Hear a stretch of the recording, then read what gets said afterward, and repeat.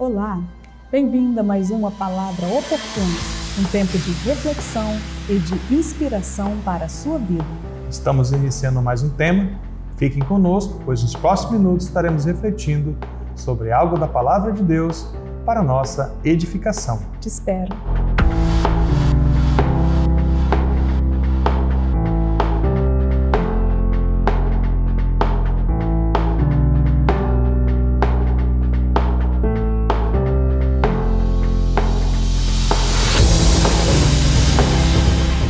Voltamos, graça e paz. Olá, graça e paz. Hoje nós vamos refletir sobre o tema Não consigo localizar a presença de Deus, mas confio em Ti, Senhor. Amém. E o texto que nós escolhemos para a nossa palavra oportuna de hoje está, de acordo com foi a pregação de domingo, em Jó, capítulo 23, os versículos de 1 a 15. Acompanhe aí, por favor. Então Jó respondeu: ainda hoje a minha queixa é de um revoltado, apesar de a minha mão reprimir o meu gemido. Quem dera eu soubesse encontrá-lo, então me achegaria ao seu tribunal, exporia diante dele minha causa, encheria minha boca de argumentos, saberia com que palavras ele me responderia e entenderia o que ele fosse me dizer. Será que ele discutiria comigo segundo a grandeza do seu poder? Não, ele me atenderia. Ali, o homem reto apresentaria sua causa diante dele, e eu me livraria para sempre do meu juiz. Se me adianto, Deus não está ali. Se volto para trás, não o percebo. Se ele age à minha esquerda, não o vejo. Se ele se esconde à minha direita, não o enxergo. Mas ele sabe o meu caminho. Se ele me provasse, eu sairia como ouro. Os meus pés seguiriam nas suas pisadas, guardei o seu caminho e não me desviei dele. Do mandamento dos seus lábios nunca me afastei. Escondi no meu íntimo as palavras da sua boca. Mas, se Deus resolvesse alguma coisa, quem o pode convencer a mudar de ideia? O que ele quer, isso fará, pois ele cumprirá o que está ordenado a meu respeito e muitas coisas como estas ainda tem planejado. Por isso, fico apavorado na sua presença e quando penso nisso, tenho medo dele. Amém? Esse texto é um texto, como nós falamos, de Jó, e muitos conhecem a história de Jó, de um homem que realmente passou por muitas situações difíceis na sua vida, né? Nós sabemos que Deus permite que Satanás toque na sua vida, não é isso, pastora? Em várias áreas da sua vida. A gente percebe que frisam mais sobre a doença de Jó e tal, mas a gente percebe que o diabo atacou o seu relacionamento com Deus, atacou as suas finanças, né? Atacou os seus filhos, a sua saúde, o seu casamento foi abalado, as suas amizades também.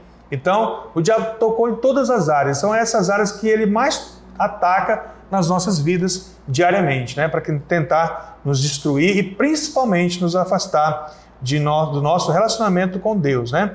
Então ele sofreu, ele foi angustiado, mas foi um homem que não negou a Deus, não falou assim no sentido de abandonar a Deus, nenhum momento, pastora, né? Ele realmente continuou firme no Senhor, mesmo diante de todo o sofrimento. A sua própria esposa falou: amaldiçoe teu Deus e morre. Ele falou: você é uma louca, mulher, nunca, né? O bem que nós recebemos do Senhor, ele fala, né? Como eu poderia receber o bem e não o mal do Senhor na minha vida? Então é um homem que realmente nós poderíamos dizer que é um homem de fé, né? E um homem de perseverança, um herói da perseverança, né? Então ele fala de algo que ele está respondendo aqui aos seus amigos, mas ele está falando para Deus também.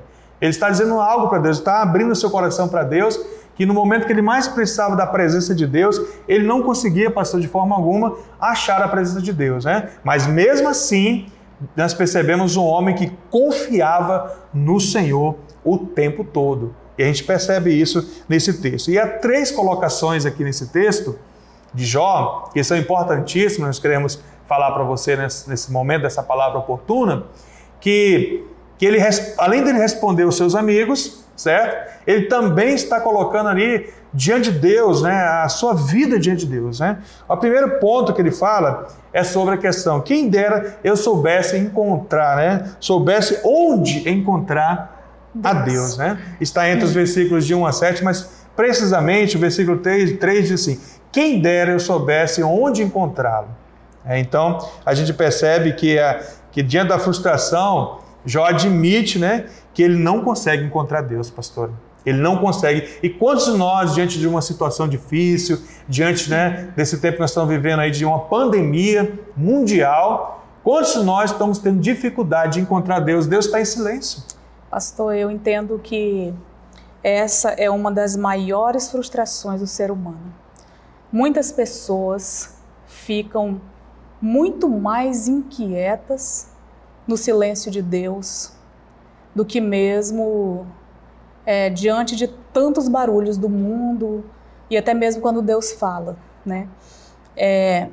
Nem tudo Deus fala. Existem momentos que Deus se cala, que Deus se aquieta, volta para o seu lugar e aguarda.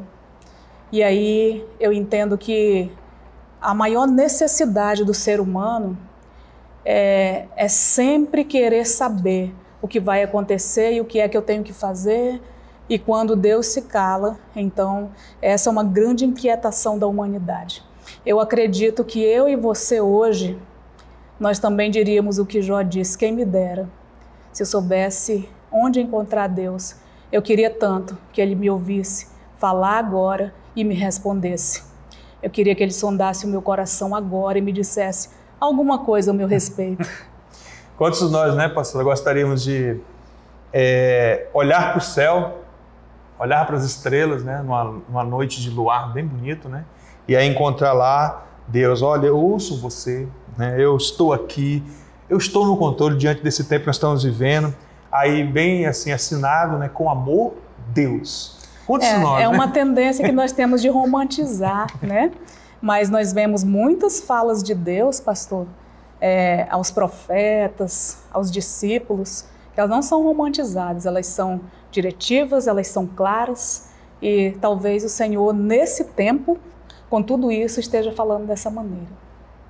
Então, às vezes, até ouvir, né, a voz de Deus, né?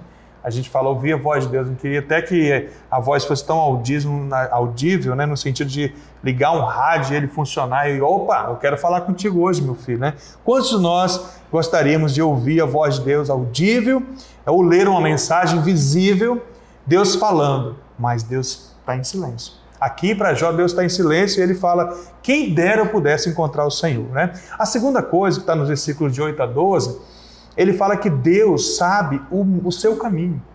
E eu quero dizer para você que Deus conhece o seu caminho. Deus conhece seus pensamentos, Deus conhece tudo que diz respeito a você, suas necessidades, o que você precisa. Deus também conhecia ali Jó, um homem piedoso, um homem maduro, né? Um homem que realmente vivia uma vida de santidade, que tinha uma família, né? E não há dúvida a respeito sobre isso da vida dele, mas ele fala, como eu gostaria, né? Como eu gostaria de saber onde ele está, como buscá-lo, como poder ouvi-lo, como contemplá-lo, como percebê-lo, embora ele fosse incapaz de localizar essa presença de Deus, né? Quando ele fala, Deus sabe o meu caminho, você percebe que ele fala aí que ele poderia perscrutar todas as coisas sobre ele. Ele disse, eu sairia como ouro. Como ouro. Ou seja, Jó sabia quem ele era. E ele tinha uma certeza de que Deus sabia quem ele era.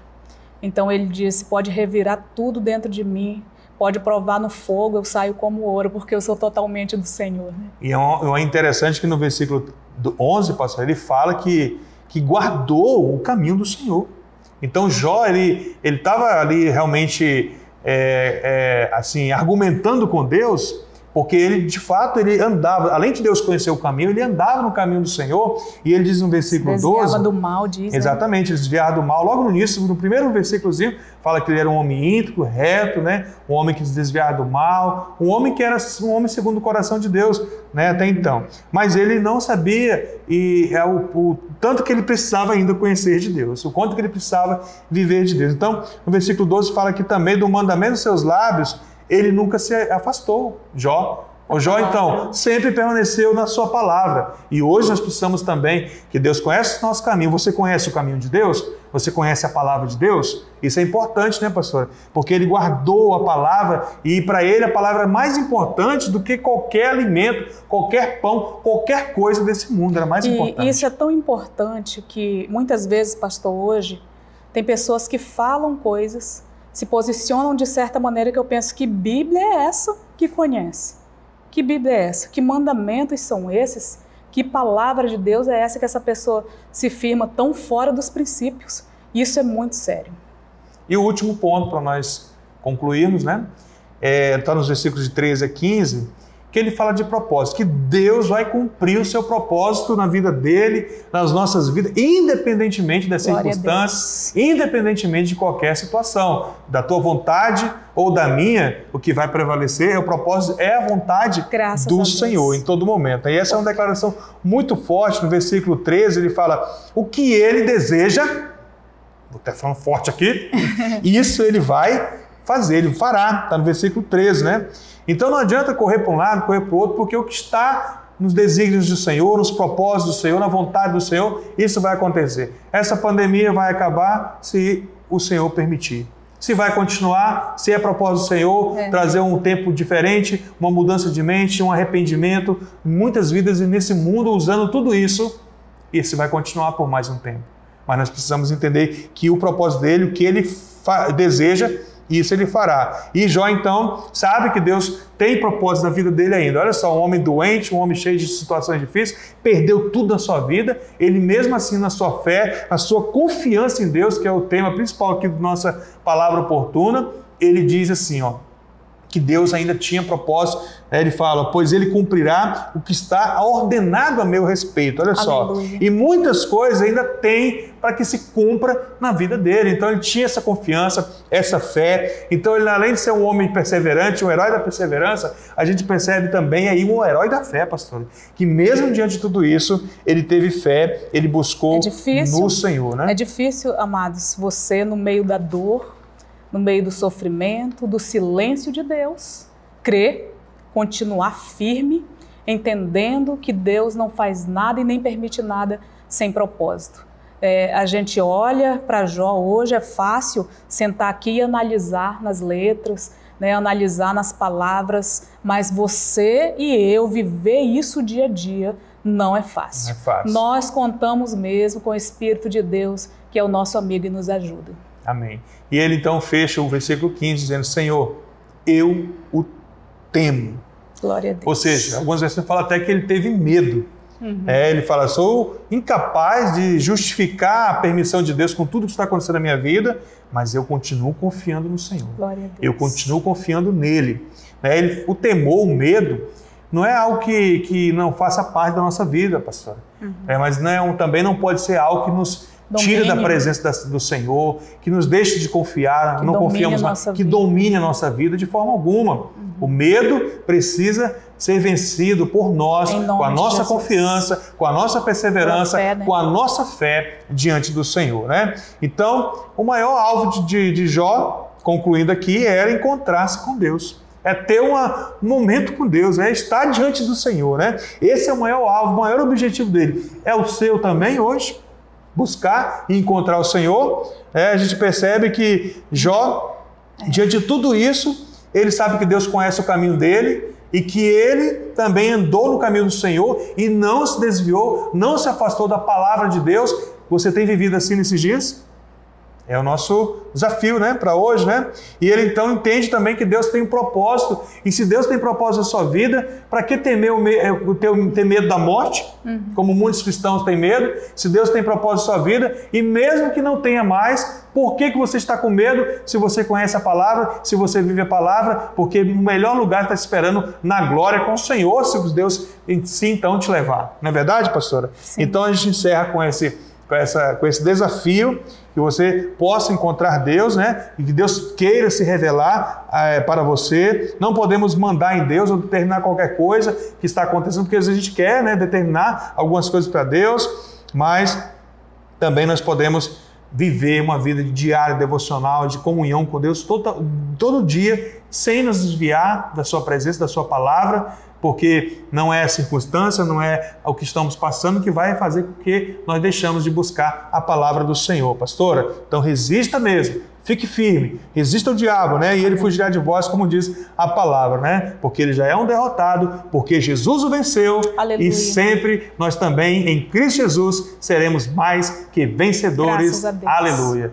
Vamos orar, pastor? Vamos orar. Vamos orar. Ore comigo. Pai, obrigado por essa palavra oportuna desse momento, desse dia. Senhor. Que essa palavra chegue aos corações, às mentes, Pai, de cada família, de cada lar, daqueles que estão passando por dificuldades, seja ela de saúde, por causa dessa pandemia, por causa desse vírus, seja qual é a dificuldade que estão enfrentando nesse tempo, que nós possamos, Pai, mesmo no Teu silêncio, mesmo, ó Pai, sem encontrar Deus, nós possamos confiar que o Senhor está trabalhando, que o Senhor está conosco, que o Senhor conhece o nosso caminho e que nós permanecemos no Teu caminho diante da Tua palavra e que o Senhor ainda tem propósito sobre as nossas vidas. Sim, assim nós oramos, Pai, e pedimos a Tua bênção, pedimos a Tua cura, a Tua misericórdia, o Teu agir sobre tudo o que estamos vivendo, em nome de Jesus Cristo.